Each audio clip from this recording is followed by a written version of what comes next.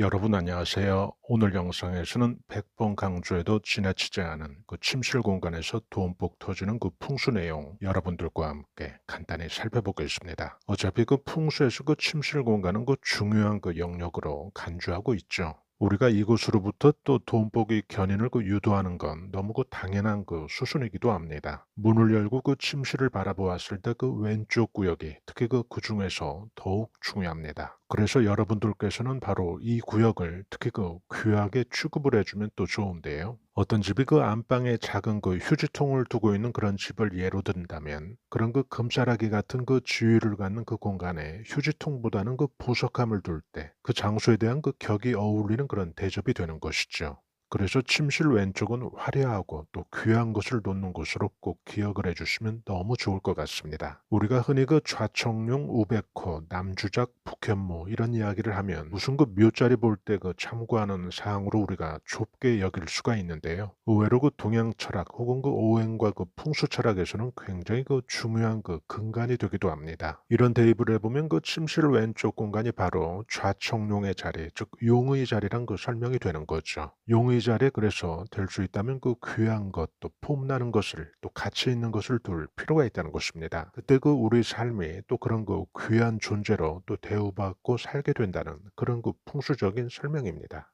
용우상박처럼 그 호랑이와 용이 그 자웅을 기론들 그 승패가 날 싸움은 아니죠. 현실에서는 그런 일이 그 벌어지지도 않을 테니까요. 왜냐하면 그 용은 상상 속의 동물이잖아요. 현실에서 그 호랑이 앞에 그 용이 마주할 일은 없을 겁니다. 단지 우리는 그 이때 그 문맥의 그 핵심 요소는 짚어낼 수 있습니다. 호랑이는 그 용맹함의 그 상징이라는 것, 그리고 용은 바로 그 상서로움의 그 상징이라는 거죠. 절간에 가면 그 산신각에 꼭 그 산신 할아버지가 그 호랑이를 거느리고 있죠. 용맹스러운 그 호위무사의 그 역할이 바로 호랑이의 그 지위라면, 바로 그 용의 지위는 그 자체가 그 용신, 즉 신의 지위에 그 있음을 의미합니다. 어찌 보면 그 호랑이와 용 사이는 그 지위나 그 신분의 그 등급이 태생적으로 좀 다른 세계에서 나뉘어진 거죠. 어떤 분이 그 침실 왼쪽에 큼지막하게 그 침대를 놓고 지금 사용 중인 그런 분들이 계시다면 그런 분들은 지금 그 황제의 자리에서 매일 그 취침을 하고 계신 겁니다. 적어도 그 고유의 그 침실 공간에 부여된 그 풍수학적인 지위는 그렇다는 것입니다. 그 자리가 바로 용의 자리니까요. 이런 경우 그 색에서도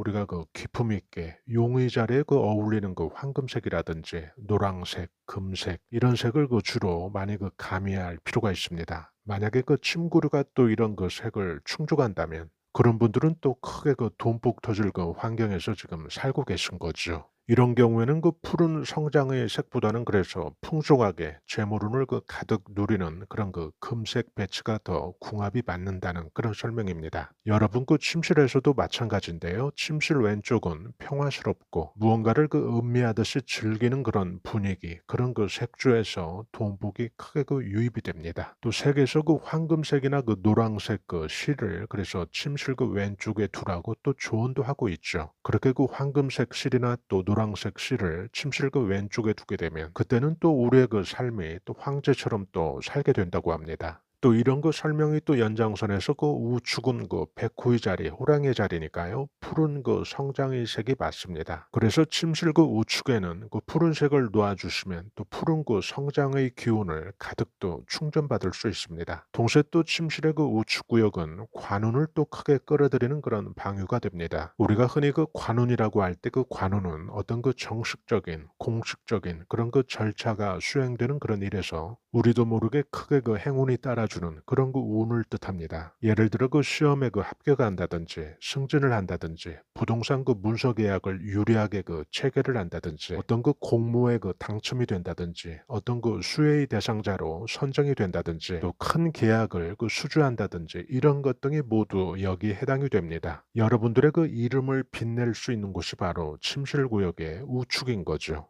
황제처럼 유유자적 그렇게 누리는 자리가 그 좌측이라면 침실 그 우측에서는 구체적인 어떤 결실을 거두는 그런 자리로 보셔야 되겠죠. 그래서 내일 그 중요한 어떤 계약이 있다든지 혹은 그 부동산에서 그 희소식이 있으려면 여러분들께서는 그 명함이 있는 분은 그 명함이라든지 신분증, 도장 이런 걸 그 주무실 때 그 침실 우측에 그 꺼내놓고 주무시는 거죠. 이렇게 주무시면 그 아주 좋은 또 관운의 길을 또 밤새 보충받는 그런 풍수 방법이 되어 주니까요. 생활 속에서 이런 풍수 접목을 할 때 우리의 삶이 거부의 삶을 또 살게 된다고 합니다. 큰 부자로 사는 거죠. 또 동전의 색을 보면 주로 은빛 동전의 암시, 구릿빛 동전의 암시가 대부분이죠. 이런 경우 그래서 침실의 좌측 즉 용의 자리에 놓아 주시면 또 돈복을 크게 불러드립니다. 또 다른 의미로 지폐는 오행이 푸른 목기운의 상징이니까요. 말씀드린 것처럼 호랑이 자리 즉 침실의 우측에 놓아 주시면 또 이게 아주 대박입니다.